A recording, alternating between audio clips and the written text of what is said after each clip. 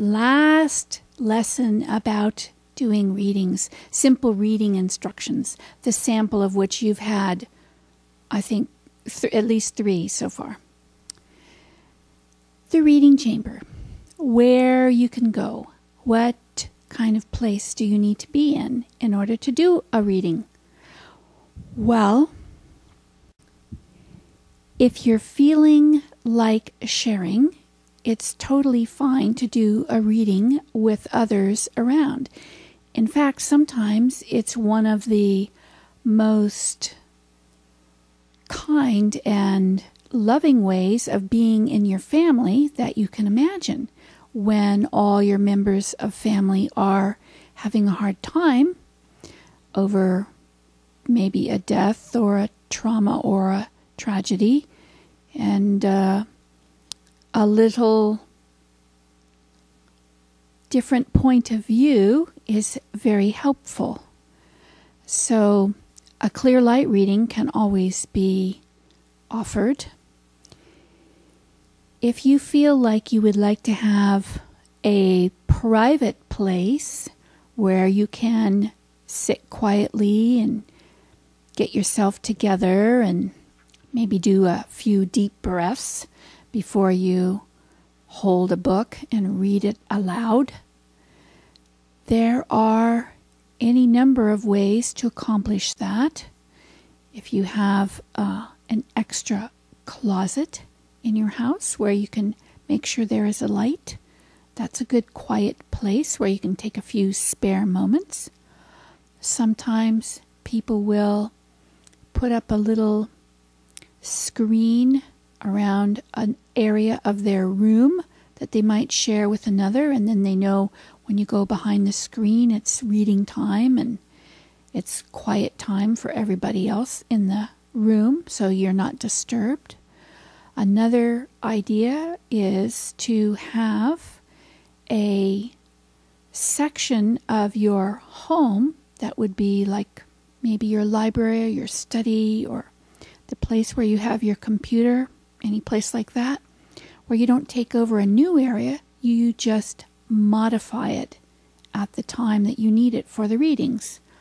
So you can bring your book, sit down at that place, and maybe just have the book in your hands, or if you have a few moments, you could put the book down and you could light a candle.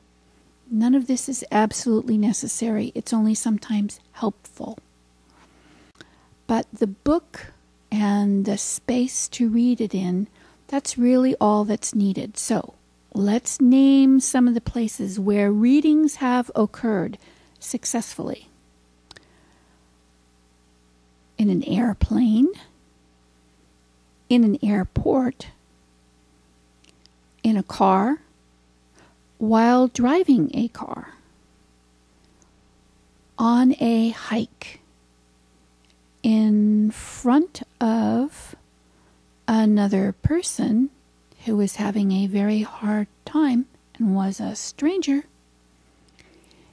in front of a whole audience of people in the middle of something else when it seemed the appropriate thing to do. How about in a chapel, in a church, in a cathedral, in a cave, in a tent, in a yurt, in a cabin, in an airplane that was one of those teeny ones that a person was flying and there weren't any other people in it? Ugh. That was some very intense clear light readings.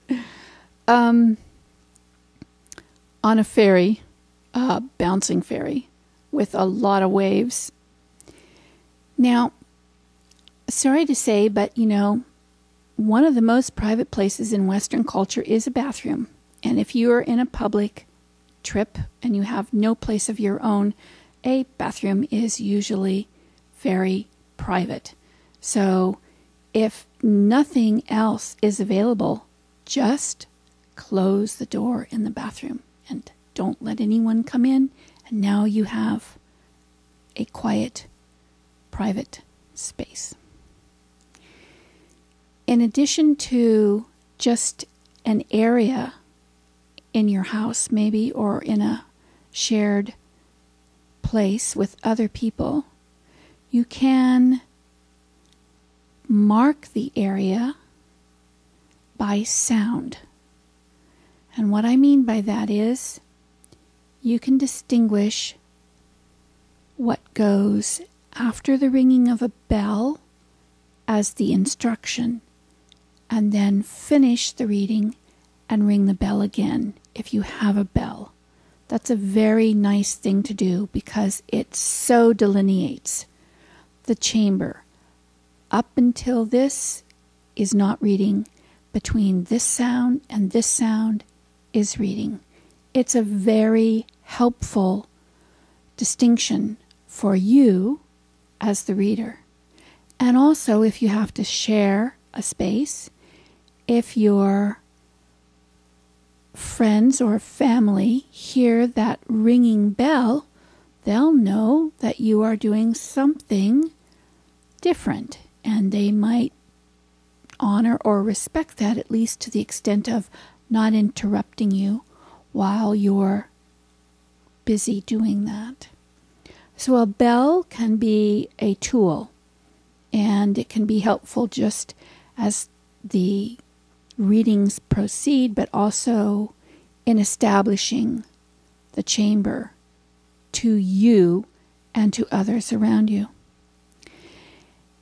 And then the final thing would be that you could distinguish the atmosphere aromatically by using incense. This is not always appropriate, especially if you're around people that cannot handle incense. If you're in a situation where you can't light anything like a hospital, or somebody uses oxygen or whatever. So that's not always an option. But if you have the option to use incense, you might have a small stick of incense that you light at the beginning before you start your reading, and you put out after you have completed your readings. And again, that is a signal, both atmospherically and vibrationally, of a difference between reading space and not reading space. So that's a helpful indicator also for others that, something different is occurring. And, usually there's a little bit of hesitation before people interrupt you when you have incense going. Okay, I'm going to be signing off now. I will take questions about how to do readings. If you want to give a call on the 800 line, I will call you back and answer questions. If you have not purchased a Book of the Dead or a reading text of any kind, this is a perfect opportunity to start your reading adventures. And as one who has done readings for a while, I would encourage it. I think there's nothing better than a little bit of helping others to make your day go great. Au revoir. See you next week. Bye from the Patty Show.